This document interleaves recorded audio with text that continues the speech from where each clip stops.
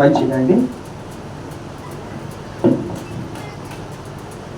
మరి 3వ మాట ముగించుకొని 4వ మాటలో మనం ప్రవేశిస్తున్నాం కనుక మొదటి రిఫరెన్స్ చదువుకున్నామండి. మత్తయి సువార్త 27వ అధ్యాయము 46వ వచనం. యేసు ఏలి ఏలి లామా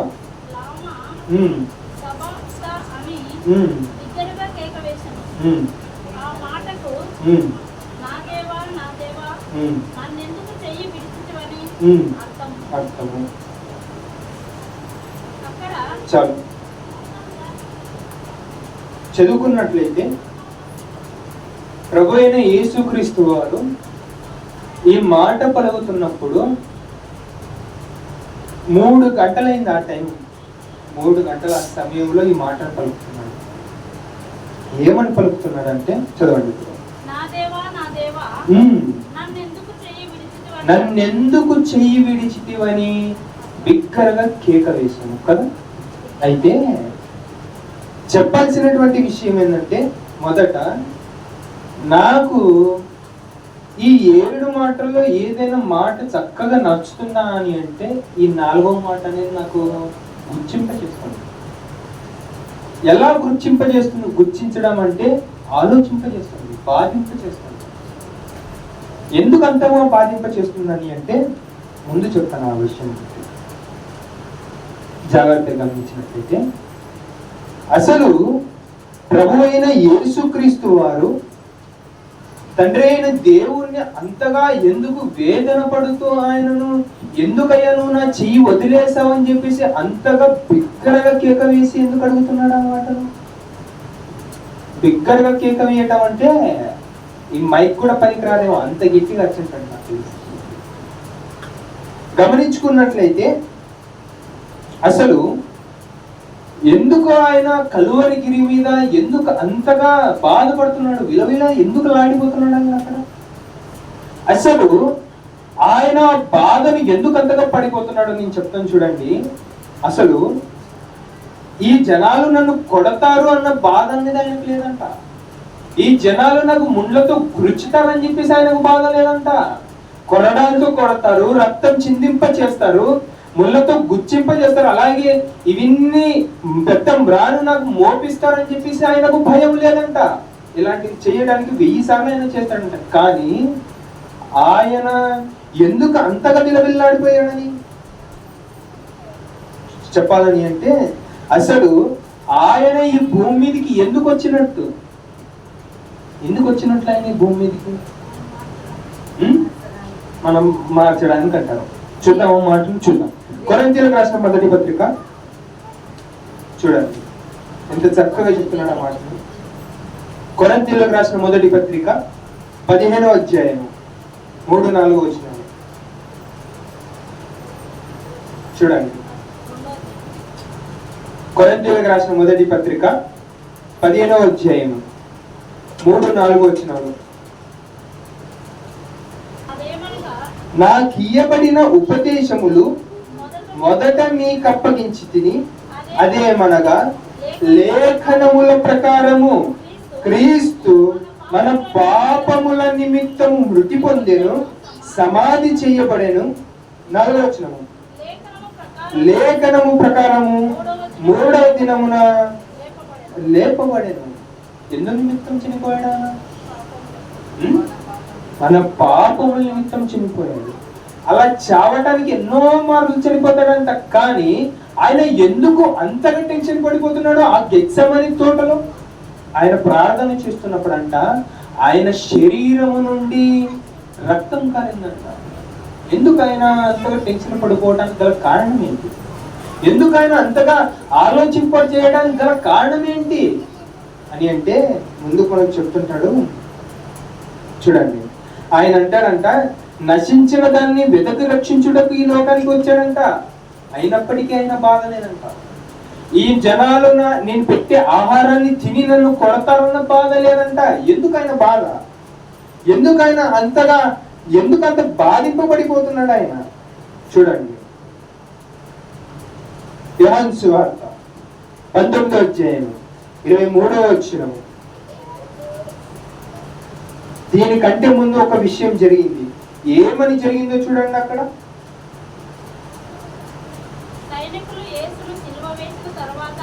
యోహాను సువార్త 19వ అధ్యాయము 23వ వచనం. తరువాత ఆయన వస్త్రములు తీసుకొని ఒక్కొక్కటి సైనికునికి ఒక్కొక్క భాగము వచ్చినట్లు వాటిని 4 భాగములు చేసిరి. ఆయన అంగిని కూడా తీసుకొని ఆ అంగి కుట్టులేక పైనుండి యావత్తు నేయబడినది గనుక వారు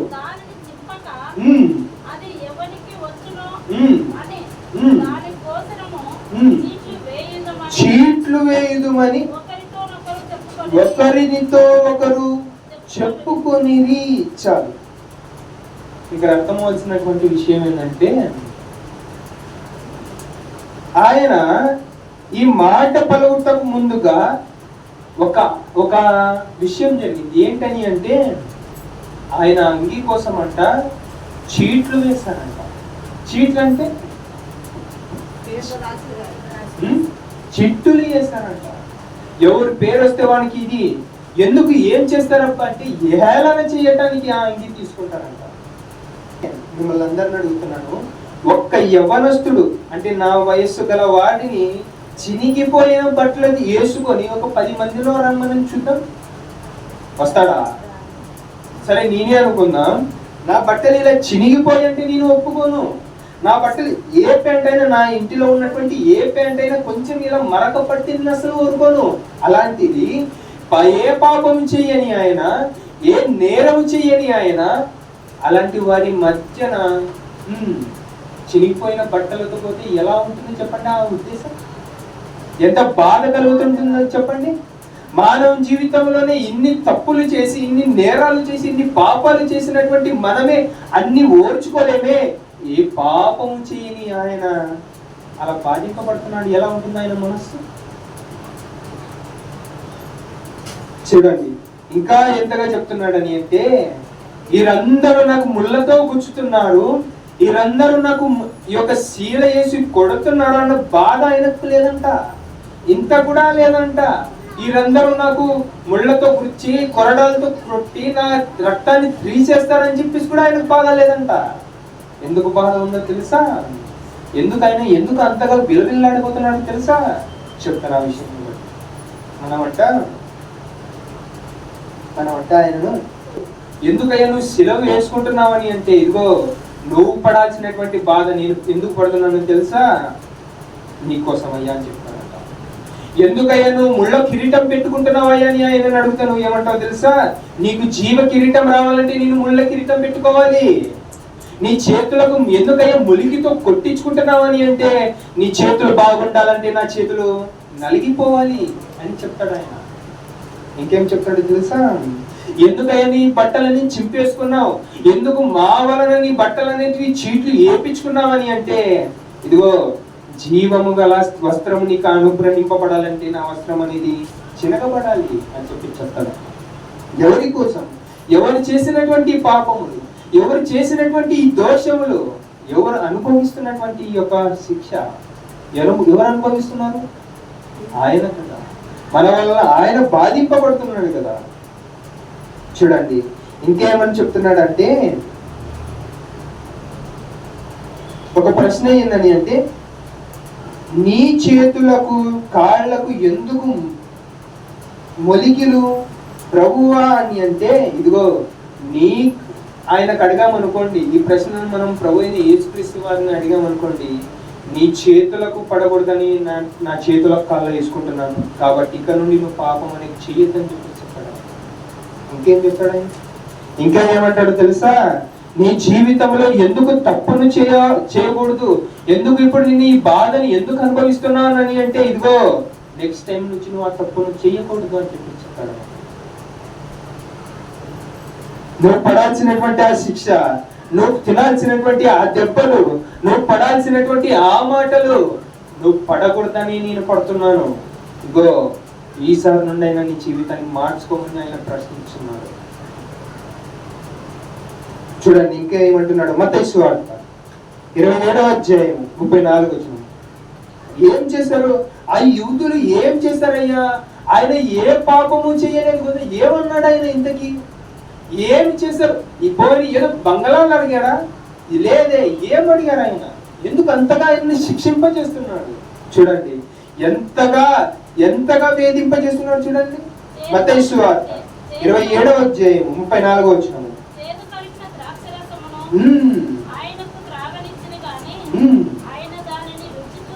రుచి చూసి త్రాగనుల్లకపోయెను. ఏమంట? చేదు ద్రాక్షరసము అంటున్నారు. చేదు ద్రాక్షరసం అంటే మీరు చెప్పండి. ఒక మాట మిమ్మల్ని అందరిని అడుగుతున్నాను, చేదు ద్రాక్షరసం అనేది ఏంటిదో నేను చెప్పనా? సారా. అది మందు. అది అలాంటి మందుని చేదు ద్రాక్షరసం అంటే మీరందరూ అనుకుంటున్నారు ద్రాక్షరసం అంటే తీయగా ఉంటుంది, బాగుంటుంది, అది ఇచ్చారేమో అనుకుంటుంటారు. అది కాదు, ఆయనకు మందు ఇచ్చారు. ఆ రోజు ఎంత కనికరం లేని వారు అని అంటే, ఆయన చనిపోతున్నవాడు దాహం అని అడుగుతున్నారు. అలాంటి ఆయనను నీళ్ళిద్దామన్న ఆలోచన వరకు లేదంట. ఏం చేశారు? చదవండి ఇప్పుడు 34వ వచనము.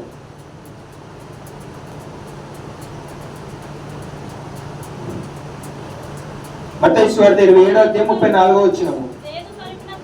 చేదు కలిపిన ద్రాక్షరసమును ఆయన త్రాగనిచ్చిరి గాని ఆయనను త్రాగనొల్లకపోయెను. ఆయన త్రాగలేదు. ఏమనుకున్నాడు తెలుసా? నా ప్రాణమైన పోయినప్పటికీ పర్వాలేదు, ఇదిగో ఈ దేహం ఎలాగైతే పవిత్రంగా పుట్టిందో పవిత్రంగానే చనిపోతుంది, కానీ ఈ దేహాన్ని అపవిత్రం మాత్రం చెయ్యను అని చెప్పేసి ఆయన మాట మీద చనిపోయాడు. చూడండి, మనమైతే ఆ స్థితిలో దాహం అని మనం ఆ స్థితిలో ఉన్నామనుకోండి, ఏది పడితే తాగిస్తాం. మనకు ఆ చేదు ద్రాక్ష ఏంటి, ఒక బీర్ ఇచ్చేసిన తగ్గిస్తాం ఆ టైంలో, ఎందుకంటే దాహం అలాంటిది అంటారు. ఇంకేమంటున్నారు చూడండి, అక్కడ బైబిల్లో ఒక మాట ఉంటుంది. ఏమని ఉంటుందంటే, ప్రాణం పోతున్న వానికి మద్యమునియుడి అని చెప్పేసి ఉంటుంది. అదే వారు అక్కడ పాటించారు. ఆ యూదులు ధర్మశాస్త్రమును పాటించేవారు. ఏమని చేశారో చూడండి అక్కడ. సామెతల గ్రంథము 31వ అధ్యాయము 6వ వచనం. నేను తిరిగి తిప్పేసి చెప్పండి.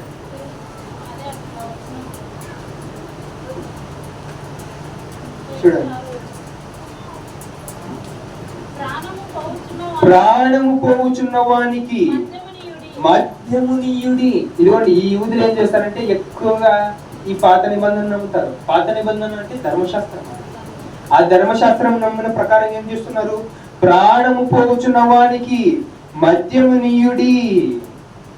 చూడండి నెక్స్ట్, మనోవ్యాధుకుల ద్రాక్షరసమునియుడి. ఇదిగోండి, ఏమని అంటున్నాడంటే ప్రాణము పోయేవానికి మద్యమునియుడి. ఎందుకు ఇవ్వాలి మద్యం ఎందుకు ఇవ్వాలి చెప్పండి? మద్యం ఎందుకు ఇస్తారు? ఇప్పుడు మనందరిని అడుగుతున్నాము, అక్కడక్కడ పల్లెటూరులో ఒక స్త్రీ కానుపోయేటప్పుడు ఆమెను మద్యం తాపుతారు. ఎక్కడైనా చూసారు? తాపుతారు. ఎందుకంటే నొప్పులు తెలియకుండా ఉండడానికి తాపుతారంట. చూడండి, అలానే ఇక్కడ నొప్పి తెలియకూడదని, బాధ తెలియకూడదని, చనిపోయేటప్పుడుగా ఎంజాయ్తో చనిపోవాలని చెప్పేసి మద్యమునియుడి అని చెప్పేసి చెప్తున్నాడు. ఎవరు చెప్తున్నారు? యూదులు ఏం చేస్తారని అంటే ధర్మశాస్త్రం ఈ మాట నమ్ముతున్నారు. ఏమని నమ్ముతున్నారంటే ప్రాణం పోతున్న వారికి మద్యమునియుడి. అలానే ప్రభు అయిన యేసుక్రీస్తు వారు చివరి గడియలో ఉన్నారు. వారు అది అర్థం చేసుకున్నారు. ఏం చేస్తున్నారు? చేదు ద్రాక్షరసం ఇస్తున్నారు. అదే మద్యం. సారా అంటారు మన భాషలో. అది ఇంకా చెప్పాలని అంటే ప్రభు అయిన యేసుక్రీస్తు వారు అది చూడలేదంట, అది రుచి చూడలేదంట. ఎందుకు చూడలేదు ఆయన? ఏ రీతిగా అయితే పరిశుద్ధంగా పుట్టిందో ఈ దేహము, అదే రీతిగా పరిశుద్ధంగానే చనిపోతుంది, కానీ అపవిత్రమైన పని చేస్తూ మాత్రం చనిపోదని చెప్పేసి ఆయన పెట్టుకున్నటువంటి ఒక రూల్, ఆయన జీవితంలో పెట్టుకున్నటువంటి ఒక రూల్ అనుకుందాం. మన జీవితం అయితే ఏది పడితే చేసేస్తుంటాం. ప్రాణం ఇలా పోతుందంటే ఏది పడితే చేయడానికైనా రెడీ అయిపోతాం, కానీ ఆయన అలా కాదు. తన జీవితం తన దేవుని కోసం కట్టుబాటు కలిగి ఉన్నాడు ప్రభు అయిన యేసుక్రీస్తు. ఇంకా చెప్పాలని అంటే ఈ యొక్క మరణ త్యాగాన్ని చూసి, ఇవన్నిటిని చూసి, ఈ బాధను చూసి ఒక ఆయన మారు మనసు పొందాడు. అక్కడ ఎవరు మారు మనసు పొందాడు చూద్దామా? దొంగగా చూద్దాం. మత్తయి సువార్త 27వ అధ్యాయము 54వ వచనం. మత్తయి సువార్త. ఒక వ్యక్తి మారు మనసు పొందుతున్నాడు చూడండి.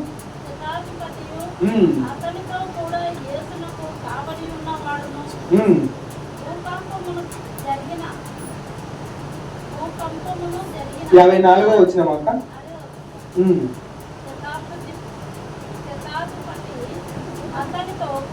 కూడా యేసునకు కావలి ఉన్నవారును భూకంపమును జరిగిన కార్యములన్నిటిని చూసి మిక్కిల భయపడి నిజముగా ఈయన దేవుని కుమారుడని చెప్పుకొనిరి. ఎవరు మారిపోయాడు ఇక్కడ? శతాధిపతి, 100 మందికి పెద్దపతి. శతాధిపతి అంటే పెద్ద స్టేజ్ గలవాడు, పెద్ద ఉన్నత స్థాయి గలవాడు.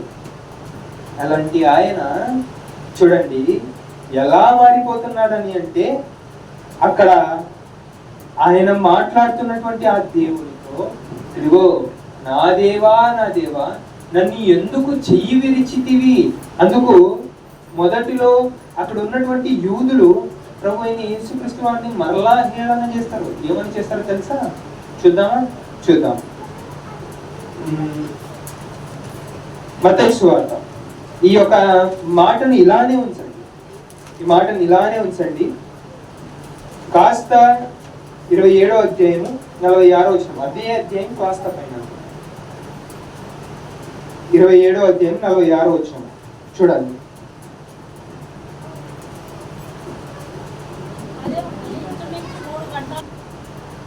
46వ వచనం. ఇంచుమించు 3 గంటలప్పుడు యేసు ఏలీ ఏలీ లామా సబక్తాని బిగ్గరగా కేక వేసెను. ఆ మాటకు నా దేవా నా దేవా నన్ను ఎందుకు చెయ్యి విడిచితివని అర్థము. అక్కడ నిలిచున్న వారందరిలో కొందరు ఆ మాట విని ఇతడు ఏలియాను పిలుచుచున్నాడనిరి. ఇది ఇంత తప్పు చేశాడు ఈయన. చేసి ఏమని ఎక్కడిస్తున్నాడు తెలుసా? ఏలి ఏలి అనగానే ఈ పిచ్చి మొహాలకి అర్థం కాలేదు. ఏలి అంటే దేవా అని అర్థమని తెలుసు. ఏలి అనగానే ఏలియాకు పిలుస్తున్నారేమో అని చెప్పేసి అనుకుంటున్నారు వీళ్ళు. చూడండి నెక్స్ట్ చదవండి. అలా అపహాస్యం చేసి ముందుకేమంటారు చూడండి.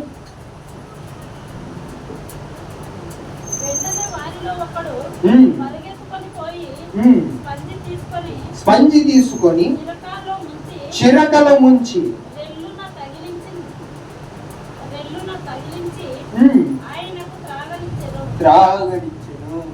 త్రాగనిచ్చెను.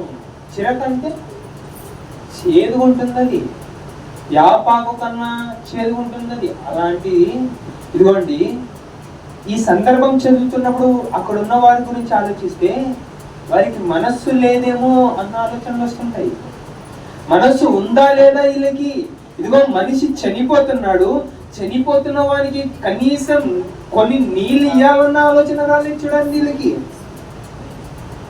చెప్పాలంటే అదే స్థితిలో మనం కూడా ఉన్నాం, అదే స్థితిలో మనం కూడా ఉన్నాం. ఆ యూదులు అనబడుతున్నటువంటి వారి స్థితిలో మనం కూడా ఉన్నాం. ఎలా ఉన్నాం?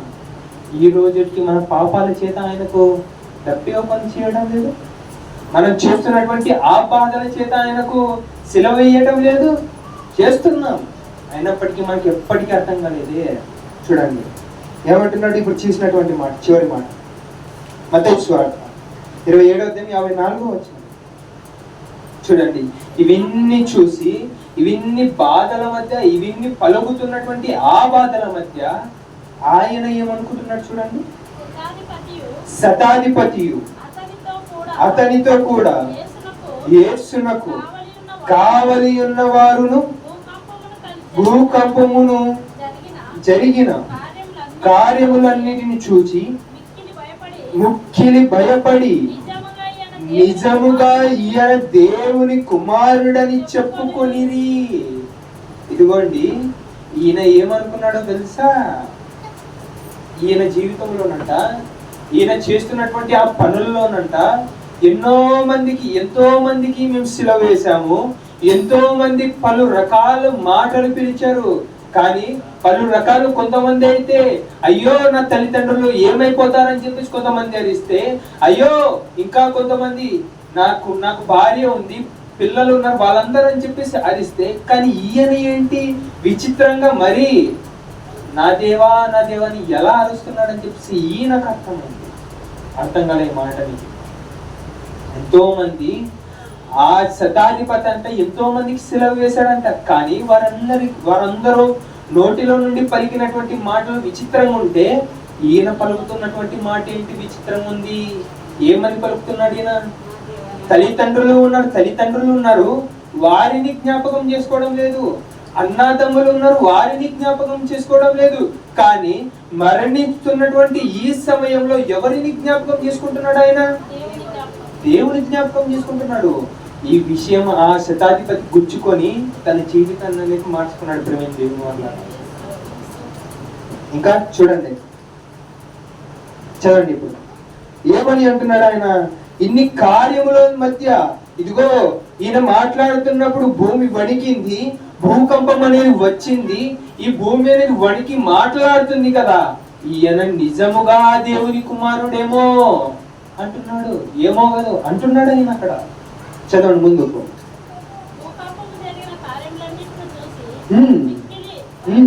భయపడి చెప్పుకొని ఈయన చూడలేదు ప్రభు, ఈయన యేసుక్రీస్తు వారు ఎలా ఉంటాడని చూడలేదు, ఆయన పనులు అద్భుత కార్యములన్నిటివి చూడలేదు, ఏమి చూడలేదు. కానీ ఆయన మాట్లాడుతున్నటువంటి ఆ మాటలను బట్టి భూమి అనేది వణికింది. ఈయన నిజముగా దేవుని కుమారుడు అని చెప్పేసి నమ్మాడు, తన జీవితాన్ని మార్చుకున్నాడు. కానీ మన జీవితాలు ఈరోజు పాపముగా ఉన్నటువంటి మన జీవితాలు మార్చుకున్నాం.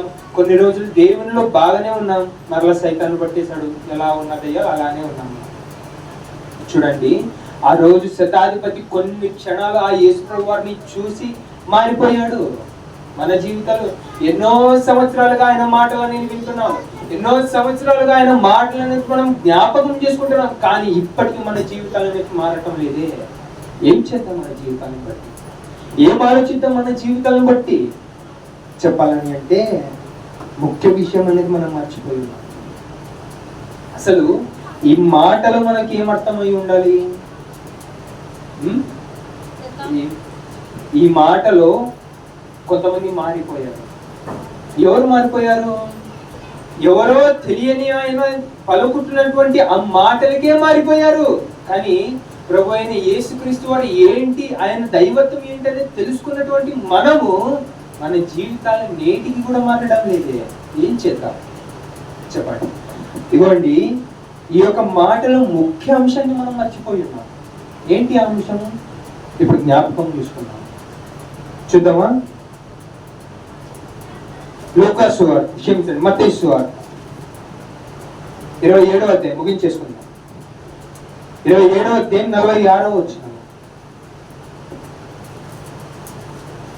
ఎంతో ఇష్టమైన మాట కదండి. ఖచ్చితంగా లేట్ అనేది జరుగుతుంది కొన్ని నిమిషాలు. యేసు ఏలీ ఏలీ లామా సబక్తాని బిగ్గరగా కేక వేసెను. ఆ మాటకు నా దేవా నన్నెందుకు చెయ్యి విడిచితివి అని అర్థమవలసినటువంటి విషయం ఏంటంటే, ఆయన దేవుడు కదా, తండ్రి అయిన దేవుడు ఎందుకు వదిలేశాడు ఆయన చెయ్యి? ఎందుకు వదిలేశాడు ఆయన చెయ్యి? ఇదిగో ఆ దినాన నీ పాపములు పోవడానికి ఆయన చనిపోయాడు. నీ పాపములు తిరిగి ఆయన చుట్టూ కమ్ముకున్నాయి, అందుకే ఆయన చెయ్యి వదిలేశాడు. అర్థం కాల. తండ్రి అయిన దేవుడు నీ చెయ్యి పట్టుకోవడానికి ఆయన చెయ్యిని వదిలేశాడు. ఏంటి ఆయన ప్రేమ? ఇప్పటికీ ఎరగలేకపోతున్నాం కదా. ఇదిగో ఈ జనాలు నన్ను సిలువ వేస్తారు, ఈ జనాలు నన్ను ముళ్ళతో గుర్చుతారు అన్నందుకు ఆయన బాధ లేదు. శుద్ధితో కొడతారు అన్నందుకు బాధ లేదు. రక్తం చిందింప చేస్తారు అన్నందుకు బాధ లేదు. ఎందుకు బాధ నేను చెప్పనా? నా తండ్రి నా చెయ్యి వదిలేసి ఆ కొన్ని క్షణాలన్నిటికీ నేను బాధపడుతున్నాను అని చెప్పి చెప్తున్నాను. ఇదిగోండి, ఆయన ఏమైనా ఎందుకు ఆయన కలువరిగిరి మీద ఎందుకు అంతగా విలవిల్లాడిపోయాడు నేను చెప్పనా? తన తండ్రి తన చెయ్యి వదిలేసినందుకు అంతగా విలవిల్లాడిపోయాడు. అర్థమైనా మాట? ఇదిగోండి, మన జీవితంలో ఆయన ప్రేమను చూడండి. ఆయన చెయ్యిను క్షమించండి, మన చెయ్యిని పట్టుకొనుటకు ఆయన చెయ్యిని వదిలేశాడే. ఏం చేద్దాం? మన జీవితాలు ఎలా ఉన్నటువంటి ఆ జీవితాలు అలానే ఉంటాయా? ఇప్పటి నుండి మన జీవితాలు మారుతాయా? మీ జీవితాన్ని మీరే ప్రశ్నించుకోండి. దేవుని మాట్లాడుతుంది. ఏమి తెలియని శతాధిపతే మారిపోయాడు. అన్ని తెలిసినటువంటి మనం ఎందుకు మారిపోవడం లేదు? మీ జీవితాన్ని అర్థం చేసుకోండి. ఈ 4 మాటలు ముగించుకుంటూ ప్రార్థన చేసుకుందాం. ప్రేమగల తండ్రి, కృపగల దేవ తండ్రి, ఎన్నో మాటలు నా దేవ, ఈ 4 మాటలు అనేది మేము ముగించుకొని ఉన్నాం నా తండ్రి. ఎన్నో చక్కని మాటలని మేము నేర్చుకొని ఉన్నాం నా దేవ. మరి ముఖ్యంగా నా తండ్రి, ఇంకా ఎన్నో మాటలు అనేది మేము నేర్చుకునేలా మీరే మాకు సహాయాన్ని దయచేయండి. అన్ని విషయాల్లో మీరే మాకు తోడునీడే ఉండండి. చక్కటి జ్ఞానాన్ని, బుద్ధిని, తెలివిని మాకు దయచేయండి. నీ చిత్తానుసారం నడిపించుకొని నీ సేవలో మమ్మల్ని పెంచండి. మా జీవితాన్ని మార్చండి. సర్వ సృష్టి గల స్వార్థం చెప్పేటువంటి గొప్ప ఆలోచన మాకు దయచేయండి ప్రభా. మరి ముఖ్యంగా నా తండ్రి, ఈ మొదటి 4 మాటలు అనేవి మేము ముగించుకొని ఉన్నాం. మరి ముఖ్యంగా 5వ మాటలు మేము ప్రవేశిస్తుండగా తొందరగా నా తండ్రి ఈ యొక్క ఆరాధన మేము ముగించుకునేలా మీరే మాకు సహాయాన్ని దయచేయమని ప్రార్థిస్తూ, ఈ యొక్క మాటలు అనేవి మాకు కంట తడి నింపుమని ప్రార్థిస్తూ, ఘనత మహిమ నీకే చెందాలని, ఈ యొక్క మాటలన్నిటి మా జీవితాలకు నేర్చుకున్నటువంటి పాఠాలను మేము నేర్చుకునేలా మీరే మాకు సహాయాన్ని దయచేయమని, ఘనత మహిమ నీకే చెందాలని ప్రభువైన యేసుక్రీస్తు వారి పేరిట అడిగి వేడుకొని ప్రార్థిస్తున్నాం పరమ తండ్రి. ఆమేన్.